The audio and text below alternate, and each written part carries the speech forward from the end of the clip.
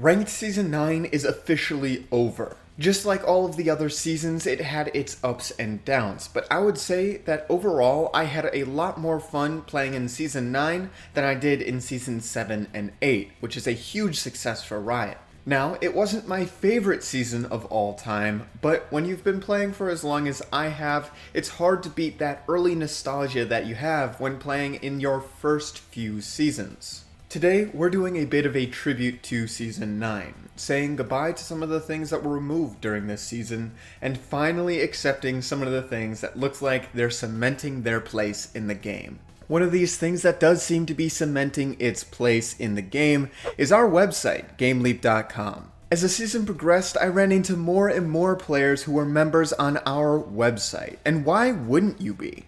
Getting a membership is easy, it's cheap, and it gives you access to hundreds of different guides, all done by challenger players. We have courses on all 5 of the fundamental roles, as well as champion-specific courses, so no matter what you're trying to learn, our website will have something there for you. We're constantly updating anything that might go out of date, so don't worry, we've got you covered for Season 10 and the pre-Season 2. But for now, let's get right into our Season 9 recap. If we're going to talk about things that were new to Season 9, of course we've got to talk about some of the champions and the reworks that we saw in this season. Some of the champions that joined us during Season 9 are Nico, Sylas, Yuumi, Qiyana, and Senna. I think from a design perspective, Riot did a fantastic job with all of the new champions that we had this year. Every single kit is super new and fresh, and there's nothing super repetitive. It doesn't feel like the new champions are just repeats of old champions. While yes, these champions were a nightmare to balance at first, they all have landed at a relatively good spot, except for maybe Qiyana and Senna, who are still receiving some tweaking. As far as updates, we had VGUs to Kayle and Morgana, Pantheon, and Mord. Now, Morg didn't receive all too much as far as gameplay updates. She did receive a visual update that makes her look a lot better than she used to look, but Kayle, Pantheon, and Mord all received full gameplay updates, and let me tell you, I really enjoy at least 2 out of these 3. If your average player can enjoy 2 out of the 3 full gameplay updates that you did in a year, then you did a really good job. If the upcoming reworks to Volibear and Fiddlesticks are half as good as Kayle and Mordekaiser's are, then I would be completely satisfied with where those champions end up as well.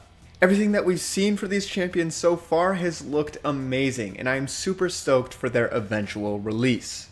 We've got to move on from champions now since we've only got a limited time with you today, and Season 9 was a huge season, a lot happened. Let's talk about some of the gameplay changes.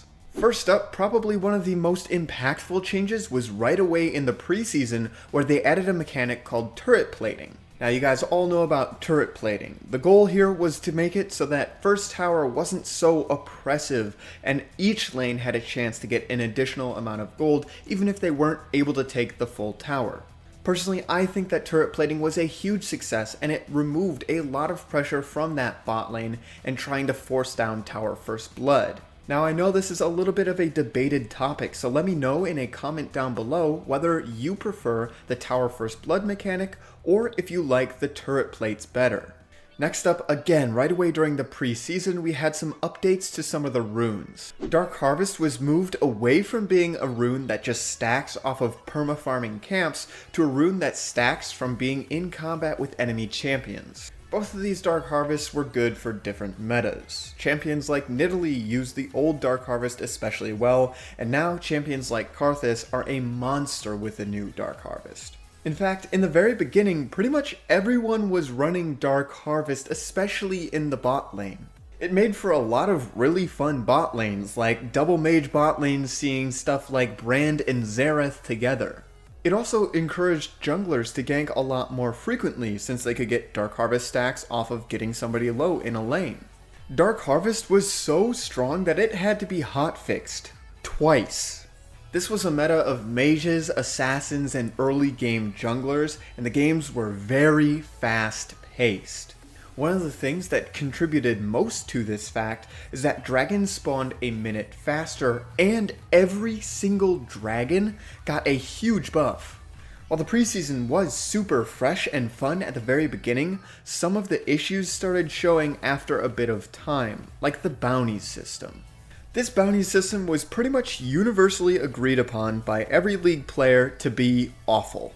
You got punished way too hard for going on killing sprees, and on top of that, you also got punished for farming better than the enemy. Losing a massive bounty to an enemy carry could easily lose you an entire game, so the game quickly became about preserving your bounty and making sure that you didn't die if you had one. The final huge change that the preseason gave us was a massive nerf to teleport. You cannot cancel your teleport anymore once you start channeling it. In the olden days, teleport used to be used as a way to deter people from diving something. When the enemy team was looking for a dive, you would channel your TP until it was safe for your lane, and then you would cancel that TP, meaning you could stay in your own lane and you wouldn't be punished for taking a bad teleport. This was removed, meaning you had to be a lot wiser about the teleports that you wanted to take. Overall, I think this was a good change, but a lot of people again disagree with that. Moving away from gameplay changes, Riot made some massive changes to the ranked system and how it worked. The tiers Iron and Grandmaster were added. They also made it so that every single tier was only 4 divisions instead of 5. The goal was to make it so that the lowest and highest division in each tier were less far away from each other in terms of skill. I personally didn't really think this was ever an issue, but maybe it was. I'll have to admit I am pretty disconnected from the tiers and divisions system. For the past however many years now, I've been Challenger, so the tiers system does not apply to me, so I just don't know whether or not it was a success. Maybe you can help me out with that by leaving a comment down below with your thoughts on Season 9's ranked system. Moving on to the regular season, very early on, Ornn had a change that allowed him to create more upgraded items. Upgraded versions of Iceborne Gauntlet, Youmuu's Ghostblade, Blade of the Ruined King, and Luden's Echo were all added to the shop if you had an Ornn on your team. To go along with this though, you no longer could purchase those yourself, and instead Ornn had to upgrade them for you. With patch 9.2, Riot released positional ranks for North America and Korea. This might have been one of the biggest mistakes that Riot has ever made, and let me tell you, they've made plenty of mistakes. This positional queuing system failed miserably, and shortly after, they reverted it to the normal system. But a lot of people climbed higher than they normally would with this positional system, and it messed up ranks for the rest of the season. The very next patch in 9.3, ADC itemization received a huge rework. The biggest change in this Marksman update was to Infinity Edge, and the goal here was to make it so that Infinity Edge no longer doubled your crit chance and no longer gave you true damage. That's right, there was a time where your IE would double your chance to crit and convert 10% of that crit damage into true damage. ADCs never had to build Last Whisper because they just killed everything, no matter what. In this time, it was polar opposite to what our upcoming preseason is going to look like, and tanks were completely unplayable.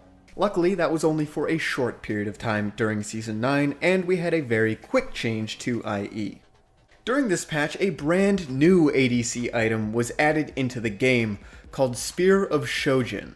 That's right, Spear of Shojin is intended to be an ADC item, not a bruiser item. While Spear of Shojin was not a new concept, we already had the old Essence Reaver that had the same passive as current Spear of Shojin. It was a new try at it, and it gave different stats. We also got current Phantom Dancer, Stormrazor, and Essence Reaver out of this itemization update. In the very next patch, we got our current iteration of Conqueror, meaning we are going to have 3 different iterations of Conqueror in the span of less than a year. It looks as though Riot can't really figure out what they want to do with this rune, and the true damage is just too oppressive, so they're taking it out. In patch 9.6, Riot addressed some of the issues that they'd been facing for the entire season so far. They changed how bounties work to make them less punishing towards good players, and they reset the ranked ladder while removing the positional system. That's right, Riot's ranked system was so bad that they had to do a partial reset on the ladder. This was something that had never happened before. They had never messed up the ladder so bad that they needed to reset, and they could always just wait till the season was over to reset it. About halfway through the season, Hunter's Potion was removed. Now this was actually the second minor jungle item that was removed during this season, the first being Poacher's Dirk. Neither of these items were opted for frequently enough, so they were just removed from the game. Patch 9.14 was one of the most interesting patches of the season, this one being centered around counter mechanics. Counters to shields, healing, stealth, and mobility were all added into the game in this one patch. We saw new mechanics like Shield Breaker. Some of the tether champions in the game allowed you to see stealthed targets after their tether finished, and anti-healing was put onto a lot of different champions. This was also the patch where Riot took a look at ranged top laners, nerfing Jace, Neeko, and Kennen, who were all too dominant at the highest level of play. In patch 9.20, Garen had a mini rework, removing the villain mechanic from his kit and making it so he could deal a whole lot more damage. In patch 9.21, we got to see original Earth returning to the Rift, which a lot of newer players never have had a chance to see. The final patch of the season was patch 9.22, which is the patch that Senna was released on, and it also had some buffs and nerfs to various other champions. All in all, I thought that it was a fantastic year. The early season was a little bit rough, and Riot did mess up quite a few things in the early season, but by the end of the season, pretty much everything was fixed and it was smooth.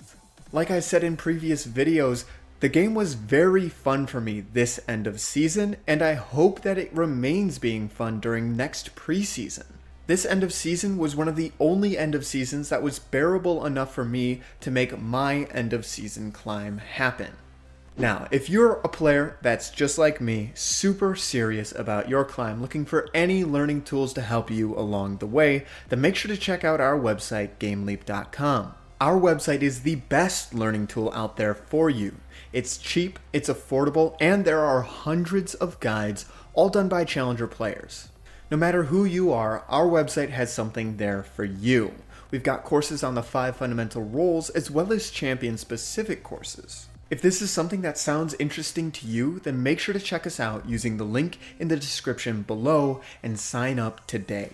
As always, I'm Panther. I hope you learned something valuable, and I will see you in the next one.